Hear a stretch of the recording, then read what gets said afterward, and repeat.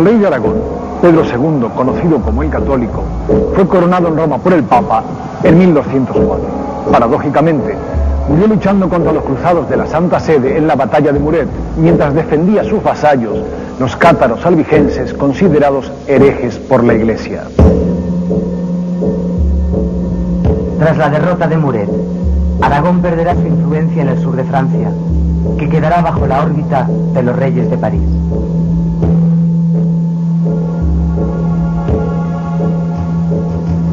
La muerte del rey dejó la corona de Aragón en condiciones muy precarias.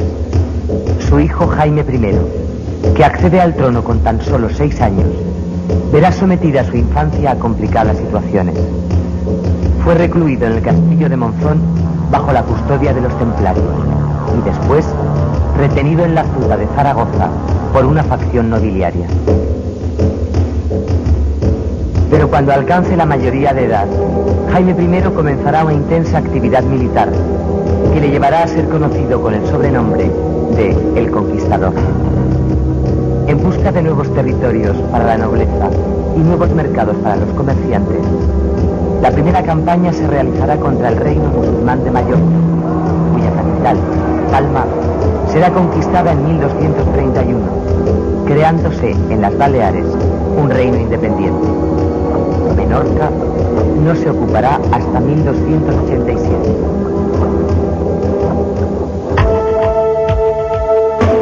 La nobleza aragonesa deseaba incorporar a su territorio las fértiles huertas levantinas. El noble don Blasco de Alagón toma Morella. Poco después se conquista Burriana, Peñíscola y por fin, en 1238, Valencia, donde Jaime I establece un nuevo reino para evitar el dominio de los nobles aragoneses, lo que provoca su descontento.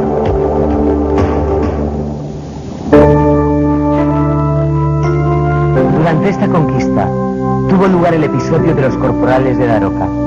Recoge la tradición que en el transcurso de un enfrentamiento entre cristianos y musulmanes, un sacerdote tuvo que esconder bajo las piedras 6 hostias envueltas en un paño.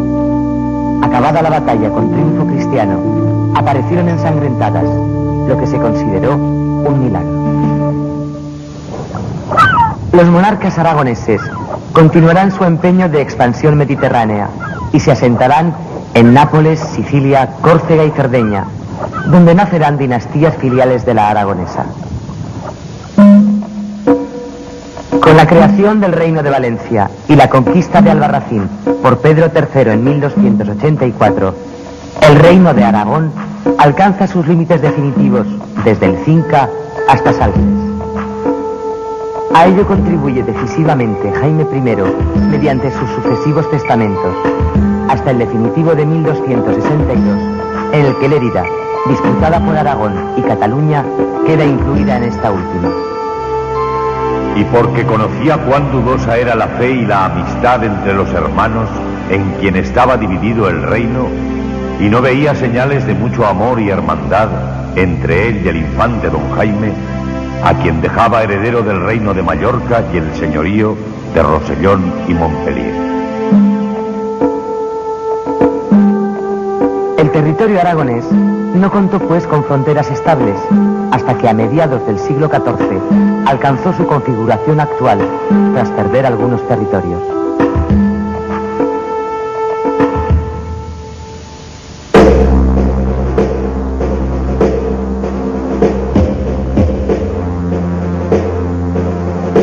El siglo XIII había visto agravarse las tensiones entre los nobles y el rey. Los nobles se verán en 1283 lo suficientemente fuertes como para arrancar de Pedro III el llamado privilegio general. Aún irán más lejos y conseguirán en 1287 de Alfonso III los privilegios de la Unión. Pero la monarquía no cumplirá casi ninguno de los acuerdos y acabará derrotando a una coalición de nobles y ciudades en Épila en 1347.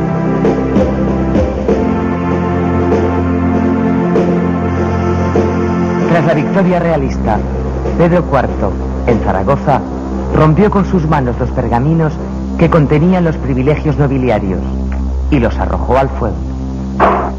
y ello se realizó entre grandes lloros debido al humo que allí se formó.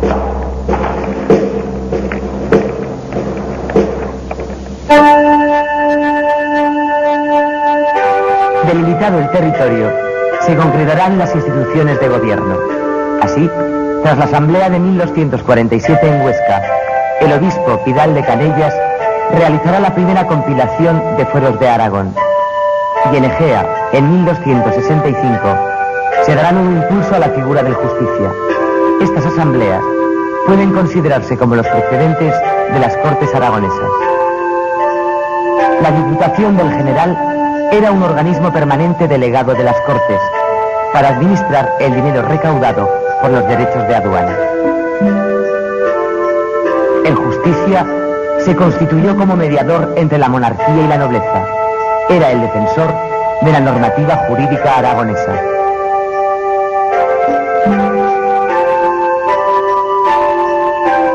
Las Cortes de Aragón tuvieron 4 brazos, y no 3, como era usual en Europa: ricos hombres, caballeros e infanzones, iglesia y universidades. Recibían y tramitaban las denuncias contra el rey y sus oficiales por agravios cometidos. Se aprobaba la concesión de subsidios y ayudas al monarca para situaciones extraordinarias y se regulaba la aplicación de los fueros. Era la institución que representaba y defendía los intereses de las clases privilegiadas del reino.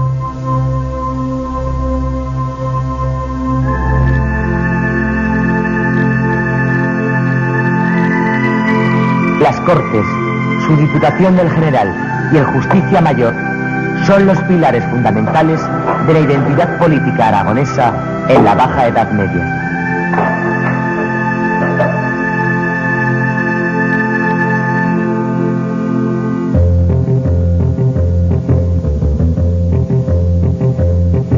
Los fueros concedidos por el rey a Calatayud, Daroca y Teruel hacen que, desde mediados del siglo XII, aumente la población en el sur de Aragón.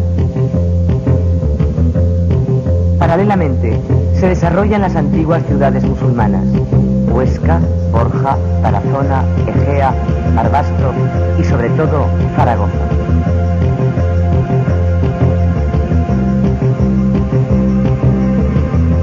Crece la población urbana, se multiplican las iglesias, se crean arrabales y burgos en las ciudades y nuevos asentamientos rurales.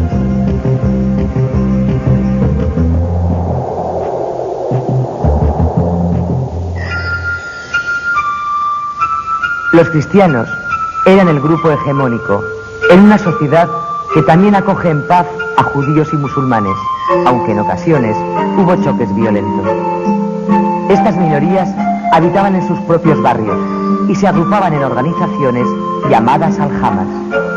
Los judíos se dedicaban a tareas financieras, mercantiles y científicas, mientras que los musulmanes eran mano de obra especializada en la artesanía, el comercio y la agricultura.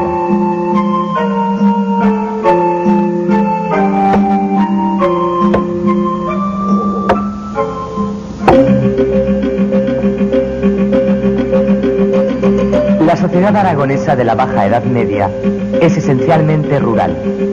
Las tierras podían ser de señorío, en manos de nobles y eclesiásticos, y generalmente ubicadas en los valles de los ríos, o de realengo, explotadas por campesinos libres, súbditos directos del rey, situadas en su mayor parte en el Pirineo y en el sistema ibérico.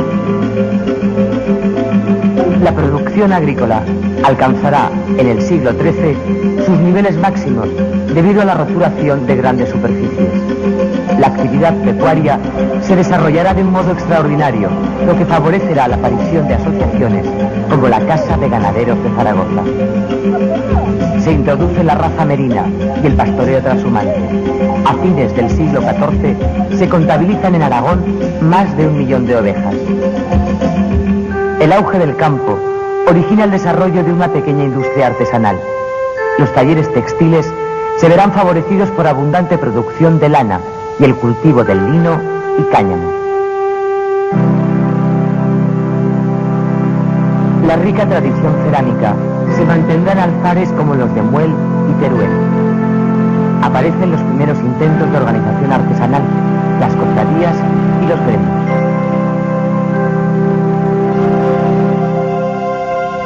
El comercio se desarrolla sobre todo con la venta de lana, azafrán y trigo. La navegación por el Ebro adquiere una gran importancia como vía de exportación de mercancías, pero seguirá siendo la tierra, en definitiva, la fuente y el símbolo del poder. En el siglo XIII coexisten en Aragón los dos grandes estilos artísticos de la Baja Edad Media: el gótico, llegado desde Europa, y el mudéjar, expresión genuina del arte aragonés. Ambos estilos regirán durante varios siglos las formas artísticas aragonesas.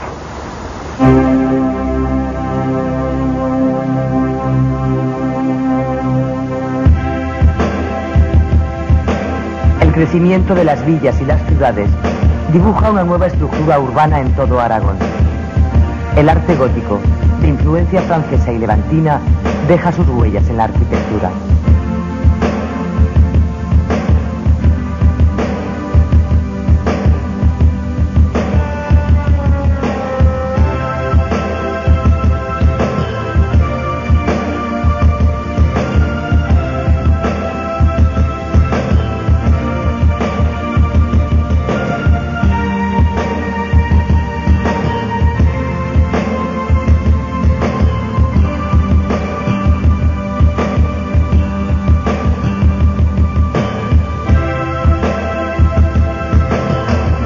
La escultura decora fundamentalmente iglesias y sepulcros.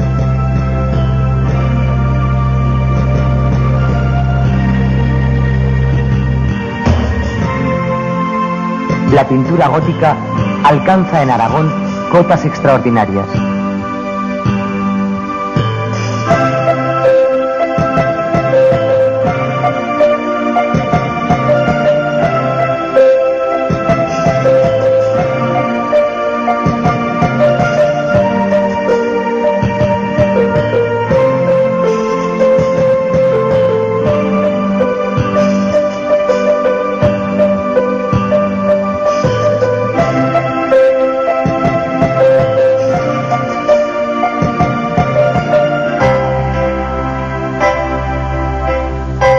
El mudéjar se conserva en numerosos monumentos, realizados en materiales modestos, como la madera y el ladrillo, con una rica y profusa decoración en cerámica vidriada.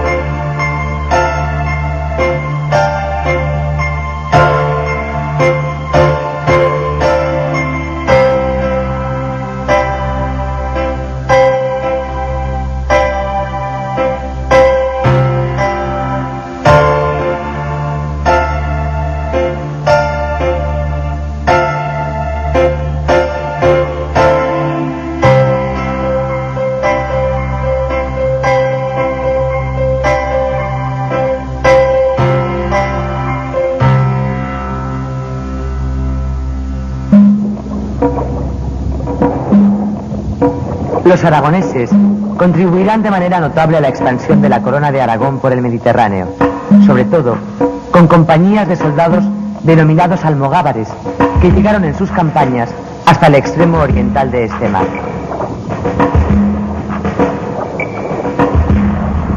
El reino de Aragón tendrá algunos enfrentamientos con Castilla, que culminarán en la cruenta guerra entre los dos Pedros, Pedro IV de Aragón y Pedro I de Castilla. En 1363, los castellanos ocuparon Teruel, Calatayud, Borja y Tarazona. Durante este conflicto, entre 1356 y 1369, muchas localidades de la frontera fueron destruidas. Algunas, incluso, desaparecieron.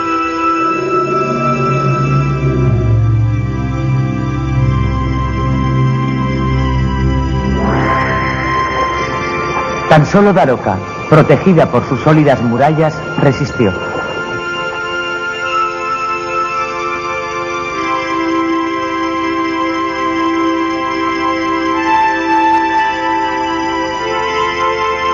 En 1348, un brote de peste negra se extendió por todo Aragón, desde Teruel, y causó miles de muertes. Hubo en la ciudad de Zaragoza gran mortandad y pestilencia, y fue creciendo tanto que al principio del mes de octubre morían cada día más de 200 personas.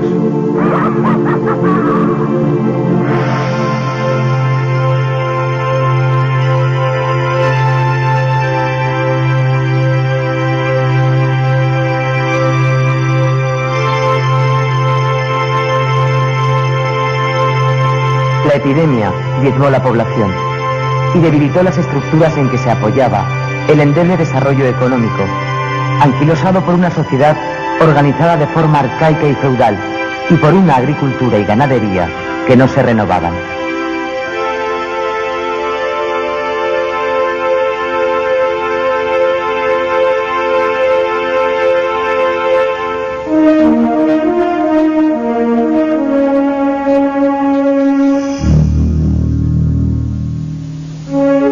En 1394, el aragonés Pedro Martínez de Luna es elegido papa en Aviñón con el nombre de Benedicto XIII. Fue depuesto en el Concilio de Constanza y tuvo que retirarse a Peñíscola, donde murió sin renunciar a su dignidad papal.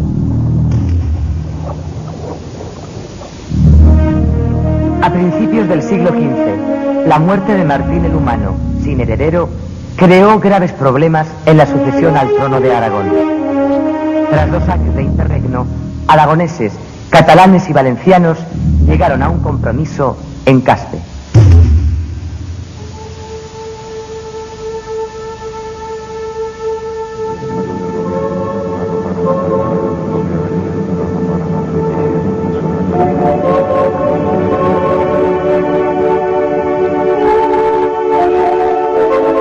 Personalidades, 3 por cada estado, de pura conciencia, buena fama e idóneos, eligieron rey al castellano Fernando de Antequera.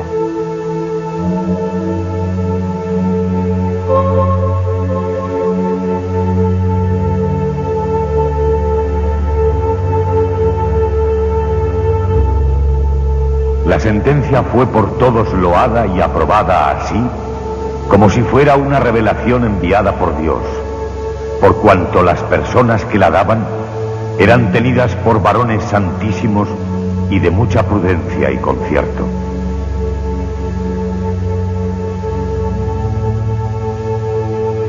Cuando se declaraba el nombre del infante don Fernando, el mismo fray Vicente Ferrer y muchos de los presentes, declarando su alegría con altas voces, dijeron: ¡Viva!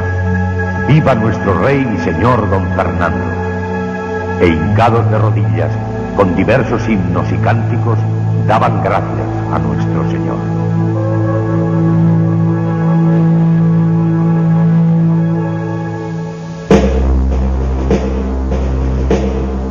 Tras su breve mandato, heredará el trono Alfonso V, que instalará su corte en Nápoles, donde se desarrolla una brillante actividad cultural.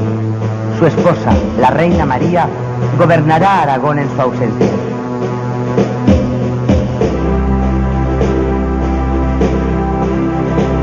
Juan II, rey de Navarra, hermano y sucesor de Alfonso V, dedicará la mayor parte de sus esfuerzos a los asuntos castellanos y catalanes.